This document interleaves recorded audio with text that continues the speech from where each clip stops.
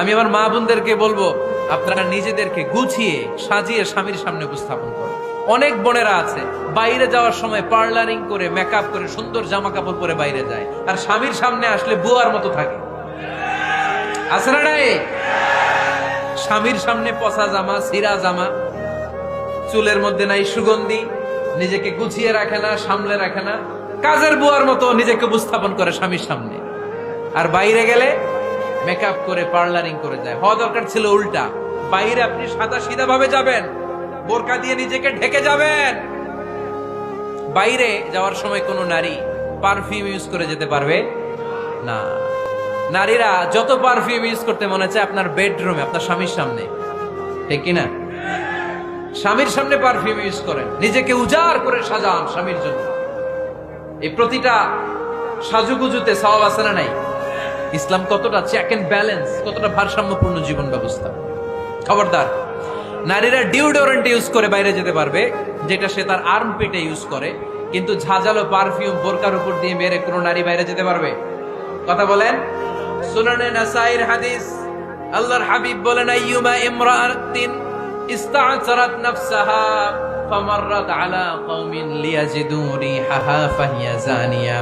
কোন নারী যদি তার জামার উপর দিয়ে পারফিউম মেখে পুরুষ লোকের দৃষ্টি আকর্ষণের জন্য ঘরের বাইরে বের হয়, যতটা পুরুষ তার চেহারার দিকে লোলুপ দৃষ্টি নিয়ে তাকাবে, ততটা পুরুষের সাথে জিনার গুনাহ ওই মহিলার আমলনামায় তুলে দিবে কে? পারফিউম মেখে যদি কোনো নারী বের হয় এই উদ্দেশ্যে যে ছেলেরা আমাদের প্রতি আকৃষ্ট হবে, যতটা ছেলে তার দিকে তাকাবে, প্রত্যেকটা ছেলের সাথে জিনার গুনাহ আল্লাহ তাআলা এমনি তার আমলনামায় তুলে দিবে। নাউজুবিল্লাহ পড়েন। এজন্য খবরদার, নিজেকে সাজিয়ে গুজিয়ে স্বামীর সামনে উপস্থাপন করুন, সাজিয়ে গুজিয়ে। অনেক স্ত্রীরা আছে ড্রাইভারের সাথে কথা বলার সময় মিষ্টি হাসি দিয়ে কথা বলে। বাজারে শপিং করতে গেলে আসসালামু আলাইকুম ভাই, কেমন আছেন? কি সুন্দর আসসালামু আলাইকুম। স্বামীর সামনে আসলে আর এই মিষ্টি কথাটা নাই। আছে না নাই? বাইরে তোমার চিকন গলায় কিসের আসসালামু আলাইকুম? হ্যাঁ না, বাইরে আপনি আসসালামু আলাইকুম দিতে যাবেন না, ঝটপট করে কর্কশ ভাষায় কথা বলে শেষ। কেউ ফোন দিয়েছে, হ্যালো কে? স্বামীকে চায়, উনি বাসায় নাই, কাট।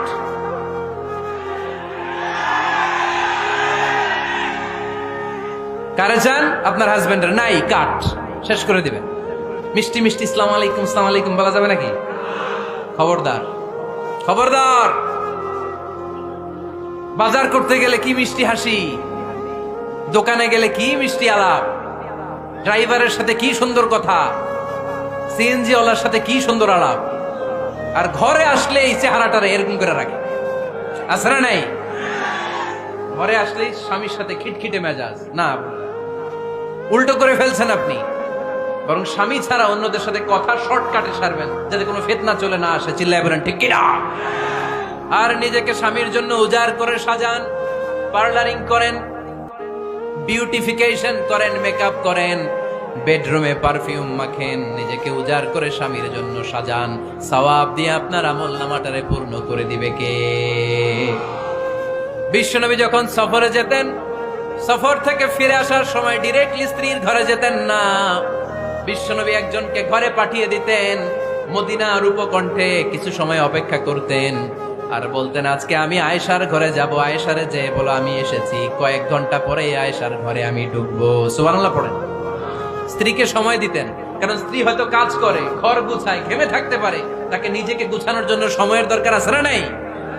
লম্বা সফর শেষ করে, সেই বুখারীর হাদিস, বিশ্বনবী যখন সফর শেষ করে মদিনায় ফিরতেন, ডিরেক্টলি স্ত্রীর কাছে যেতেন না, মদিনার উপকণ্ঠে ওয়েট করতেন এবং বার্তাবাহককে পাঠাতেন, যে বলো যে আজকে আমি সফিয়ার ঘরে থাকবো। সফিয়াকে সময় দিতেন 2-1 ঘন্টা, যাতে নিজেকে সাজিয়ে নিতে পারে। সুবহানাল্লাহ। এজন্য প্রতিটা স্ত্রীর উচিত, আমার মা বোনেরা যারা আপনার মহিলা প্যান্ডেল থেকে শুনছেন, নিজেকে উজাড় করে স্বামীর জন্য সাজান। আপনার সাজুগুজু বেগানা পুরুষদের জন্য নয়, যে পুরুষদের সাথে দেখা দেয়া জায়েজ নাই তাদের জন্য নয়, রাস্তার পুরুষের জন্য নয়। আপনার সাজুগুজু, আপনার সৌন্দর্য, আপনার বিউটি সব আল্লাহ তাআলা আপনার স্বামীর জন্য করতে বলেছে। চিল্লায় বলেন ঠিক কিনা? 10 নাম্বার দায়িত্ব, স্বামীর ক্যাপাসিটির বাইরে না যাওয়া। আপনি জানেন স্বামীর বেতন হলো 20,000, আপনি এসে বলা শুরু করছেন, পাশের ঘরের ভাবিরে দেখলাম 25,000 টাকা দামের জামদানি শাড়ি কিনছে, আমারও একটা দিবা। আছে না নাই? আবদারটা হইলো? আবদারটা হইছে?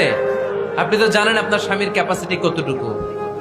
আমার বোনেরা, আমার মায়েরা, খবরদার, আপনার স্বামীর ভেতরে আপনার জান্নাত, আপনার স্বামীর ভেতরে আপনার জাহান্নাম। আপনার স্বামীর মনকে খুশি রাখতে পারলে জান্নাতের দরজাগুলো আপনার জন্য খুলে দিবে কে? ক্যাপাসিটির বাইরে কিছু চাবেন না। এই 10টা স্ত্রীদের দায়িত্ব।